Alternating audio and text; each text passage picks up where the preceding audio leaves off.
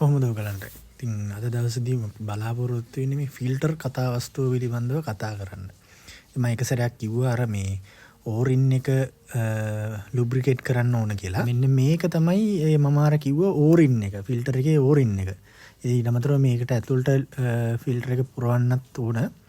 ඉතින් මේ වගේ තියෙන ෆිල්ටර් එක ඇතුළට තමයි අලුතෙන් මේ එන්ජින් ඔයිල් මාරු කරද්දී අලුතෙන් එන්ජින් ඔයිල් පුරවන්නේ. සෙට් කරන්න කලින්. ඉතින් මම මෙතනදී පොඩි ඔන්න ඔය කතන්දර ටික පැහැදිලි කරන්න තමයි මේවා කරන්නේ. ඔයගොල්ලෝ දකින්න නැති මේක ලස්සනට මේ හොඳට ෆිල්ටර් වෙලා මේ කියන්නේ පරණ ඔයිල් තියෙනවා. ඉතින් මගේ නම් මේ ඔය කිලෝමීටර් 10000කට 11000කට පහුවෙච්ච හම්බෙන මේ ඔයිල් තමයි ඔය තියෙන්නේ. ඉතින් මේ විදිහට හොඳට ෆිල්ටර් වෙන්න ඕන. ඉතින් ඒ විදිහට ෆිල්ටර් වුණාට පස්සේ තමයි ෆිල්ටර් එකකින් වෙන්න ඕන කාර්යය සිද්ධ වෙන්නේ හරියට. ඉතින් මම සුපුරුදු පරිදි පාවිච්චි කරේ VIC C110 කියන ෆිල්ටර් එක.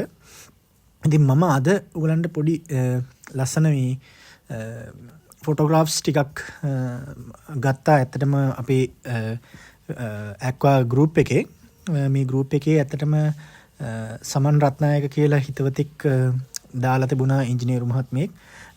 එයාගේ වාහනේ තිබිච්ච ෆිල්ටර්ස් ගැන.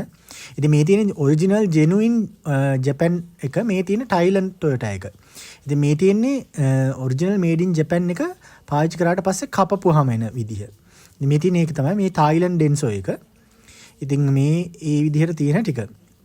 ඉතින් මේඩ් ඉන් ජපන් ඔරිජිනල් විදිහට එක කපපුවාම එන විදිහ සහ මේ අනිත් විදිහට දාන චයිනීස් ෆිල්ටර් එකේ ඒ වෙනස තමයි එතන තියෙන්නේ. ඉතින් ඔයගලන්ට හොඳට මේ ඉතින් ඔයගොල්ලෝ නැවත දෙසරයක් තුන්සරයක් චුට්ටක් විතර මේ වීඩියෝ එක ස්ක්‍රෝල් කරලා එහෙ පොඩ්ඩක් බලන්න. එතකොට ඔයාට මම අර කිව්ව ෆිල්ටර්ස් වල වෙනස පැහැදිලි කරගන්න පුළුවන්. ඉතින් දැන් මම අර මේකේ තියෙන ඇත්තටම මේ බාල ෆිල්ටර්ස් වල ගත්තාම ඒකේ ෆිල්ටරේෂන් ක්වොලිටි එක පිළිබඳව ප්‍රශ්නයක් තියෙනවා. දැන් ඒගොල්ලෝ අපිට විශාල ගාණක් මේ යොමු කරලා තමයි ඇත්තට මේ බාල ෆිල්ටර්ස් දෙන්නේ. දැන් මේ වෙලේ VIC එක. ඉතින් දැන් ඒ වුණාට අර සුපිරි මේ ෆිල්ටරේෂන් ප්‍රොබැබිලිටි එක සිද්ධ වීමක් වෙන්නේ නැහැ.